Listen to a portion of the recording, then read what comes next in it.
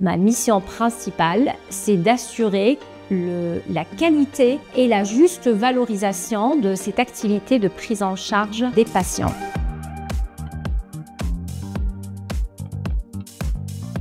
Bonjour, je me présente, je suis Dr Etorchi Amina. Je suis médecin spécialisé en santé publique. Je me suis orientée vers l'information médicale et médico-économique. Je pratique ce métier depuis plus de 10 ans maintenant. Une consultation, elle répond ou un ECG, il répond à une nomenclature qui s'appelle la NGAP, c'est barbare, mais c'est le nom officiel, ou la CCAM.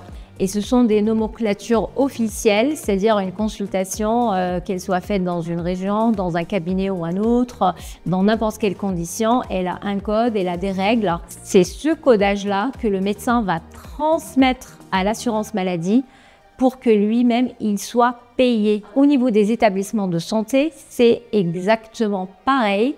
Sauf que ce système de codage et de transmission à l'assurance maladie pour que l'établissement de santé soit payé, il est bien sûr beaucoup plus complexe. Il est soumis à des algorithmes techniques et il demande des compétences et des connaissances extrêmement élevées pour que l'établissement de santé puisse réaliser cette action de codage et de transmission à l'assurance maladie pour que l'établissement de santé ait ses ressources. C'est sur la base PMSI que se décident les autorisations et les décisions très importantes en termes d'offre de soins. Donc l'établissement de santé, il a des dépenses également. Il faut qu'il paye ses salariés, toutes les dépenses de médicaments, de dispositifs, de faire tourner les blocs, d'accueillir les patients, les lits, le bâtiment. Donc il y a énormément de dépenses. L'établissement de santé, pour recevoir ses recettes, ce qu'on appelle des recettes en termes, on va dire, financiers, ou pour être payé,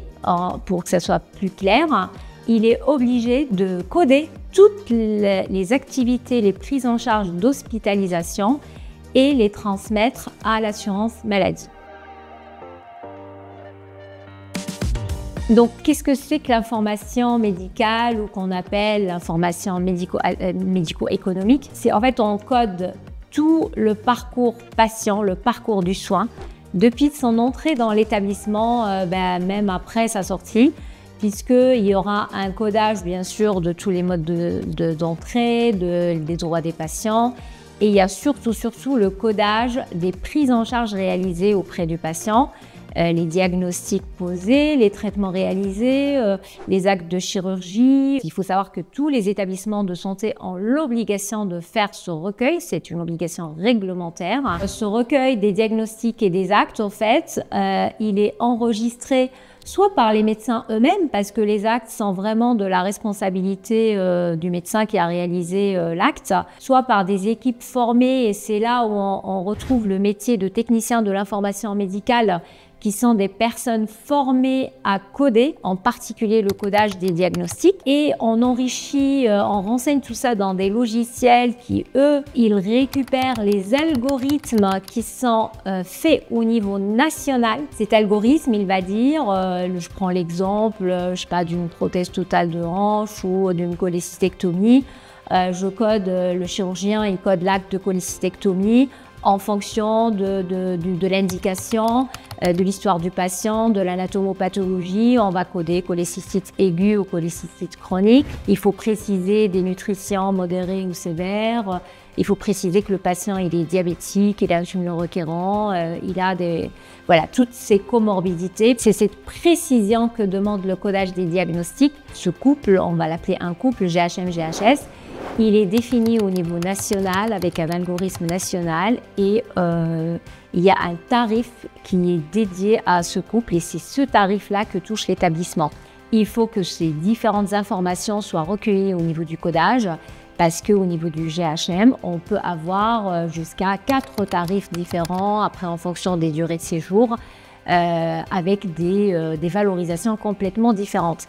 Si ce métier a été créé, c'est pour réguler un petit peu les deux parties qui sont l'établissement de santé, la direction de l'établissement de santé Dans l'objectif, évidemment, c'est de rentrer dans ses dépenses et de avoir la juste valorisation, qu'il n'y ait pas de perte. Et de l'autre côté, il y a l'assurance maladie, évidemment, qui est le payeur et qui, lui, n'est pas toujours du même avis que la direction, ou même du même avis que le médecin responsable de l'information médicale, et qu'on peut avoir des interprétations complètement différentes de la réglementation. Si on est contrôlé, il faut que les médecins et les soignants écrivent de manière extrêmement précise les diagnostics. Un séjour hospitalier, une prise en charge d'un patient qui, au lieu de valoir par exemple 1 600, elle peut basculer à 5 000 € avec le simple diagnostic d'un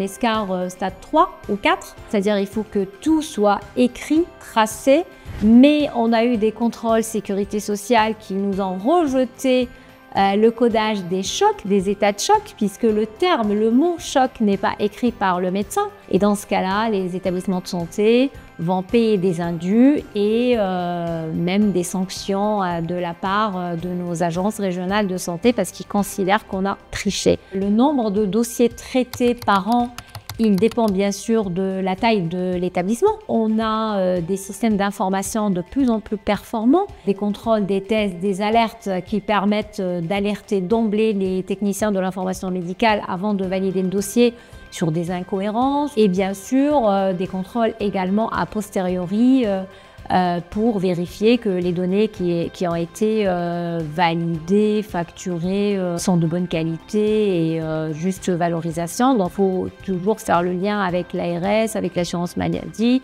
expliquer le pourquoi du comment on veut refacturer un dossier. Une des missions des médecins responsables de l'information médicale, ce sont les dossiers difficiles, à coder ou litigieux ou avec des incohérences au niveau des informations. Ça doit représenter 1%, voilà, 1% des dossiers traités annuellement. Comment se répartit l'activité de l'établissement? Faire les études, par exemple, pour la direction des achats. On peut lui demander d'acheter un matériel, un dispositif qui a un certain coût. Avant de prendre une décision, on va faire le lien avec le médecin responsable de l'information médicale pour savoir comment elle va être codée cette activité, comment elle va être valorisée.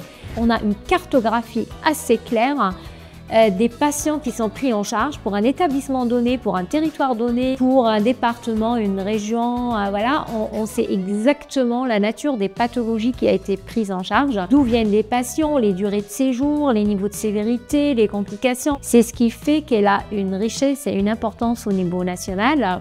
Elle est très sollicitée par les directions d'établissement pour les études, ce qu'on appelle nous de positionnement, d'attractivité.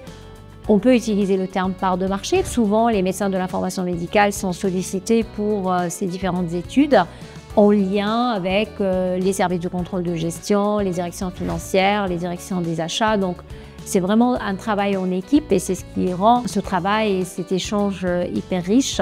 La question qui se pose souvent, c'est est-ce qu'on a la nostalgie de soigner les patients? Personnellement, non, je n'ai pas la nostalgie, puisque je l'ai déjà pratiqué. Mais ce qu'on ignore tous, c'est que la santé publique, c'est la spécialité qui encadre tout le soin en dehors du patient, c'est-à-dire le financement, l'évaluation, la prévention, la qualité des soins. On traite les sujets complètement différents. Moi, c'est le côté analyse des données, le côté lien avec les finances, c'est ce côté qui m'anime. Pour devenir médecin responsable de l'information médicale, il y a bien sûr plusieurs voies. La mienne est celle de l'internat de santé publique que j'ai découvert vraiment par hasard. On ne nous apprend pas tout le système de financement des établissements de santé. Je ne voulais absolument pas faire le master d'épidémiologie et je suis tombée sur un master de MOMS, le management des organisations médicales et médico-sociales. Et là, c'était franchement pour moi, c'était la révélation parce qu'on apprend à manipuler les données. Donc il y a ce côté informatique où j'avais quand même une sensibilité parce qu'il faut bien le reconnaître, il faut quand même avoir une sensibilité à la manipulation des bases de données.